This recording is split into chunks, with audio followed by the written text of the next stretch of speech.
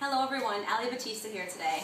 So today I'm going to help you guys to solve the common dilemma of how do I create a look for my clients that's going to withstand the heat and humidity of the summertime weather, but that's also going to have longevity and get my client between shampoos. My number one rule when my clients ask me this question of how do I create a set that has longevity is you want to remember that any set that's going to have lasting power has to be built on a strong foundation.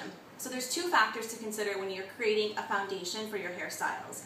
One is what products are you using to achieve that foundation, and number two is what set are you using to then achieve your final look. So the two products that I've chosen today as Jen's foundation products are our Staying Alive Leave-In Conditioning Spray and our Young Again Hair Serum. What I'm going to do is just spray the Staying Alive all over and work it all through the hair. Now the Young Again Serum that I've also chosen, really the best way to describe this is your first step towards heat protection. Now I'm going to blast dry her.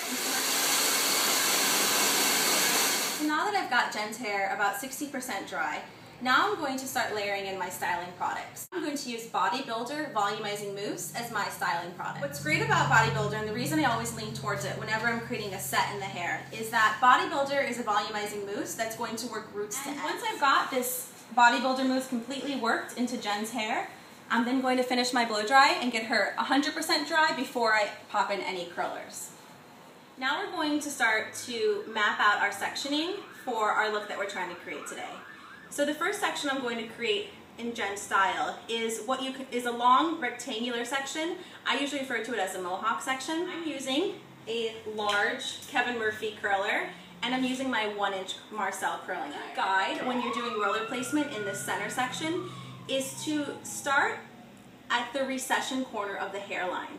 And the recession corner is simply where that hairline starts to square off. So take the recession corner on the left-hand side and the recession corner on the right-hand side, and use that as your guide to carry that back for that entire rectangular mohawk section. In this whole section, I'm going to split this into 3 subsections. I want to make each one of my sections approximately 2 inches wide.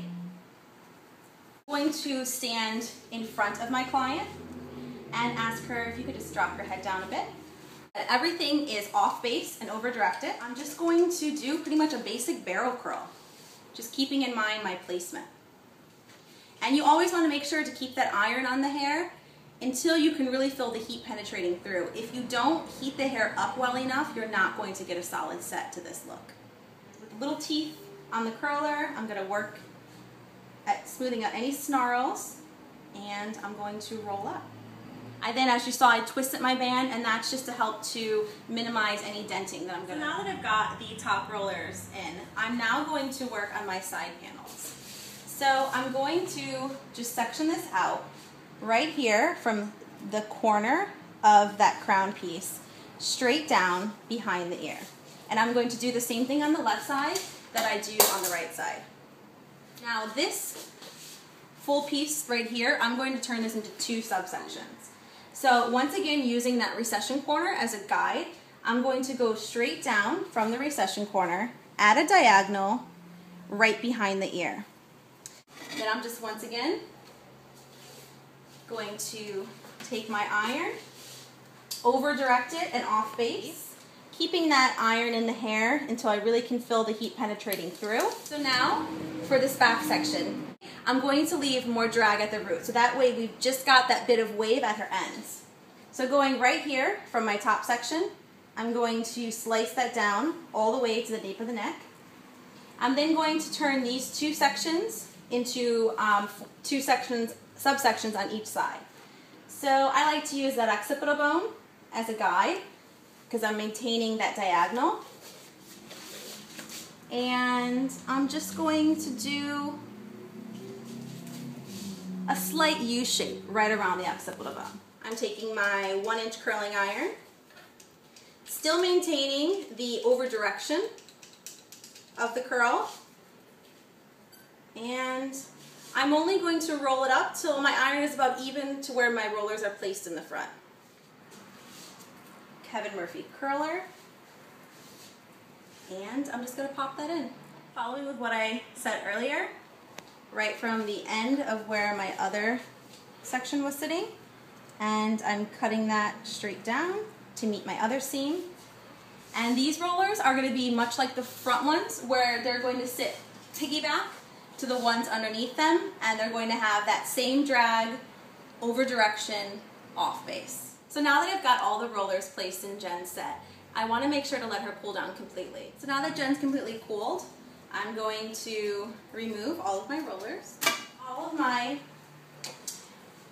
curlers removed. I'm now going to have Jen just throw her head back for me. And I'm first just going to kind of use my hand to shake everything out a little bit. Then take my Kevin Murphy comb and work through the hair. It really frames her face very nicely. So we've used the correct products in order to fight humidity in Jen's hair, and we've used a nice solid set that I know that this look is going to get her throughout the weekend into her work week. So I want you guys to take a few minutes to check out some more podcasts that we have available at the Kevin Murphy website. You can find the Kevin Murphy website at www.kevinmurphy.com.au as in Australia. Check out some podcasts by Kevin Murphy, David Glover, and other stylists like myself. Thanks so much.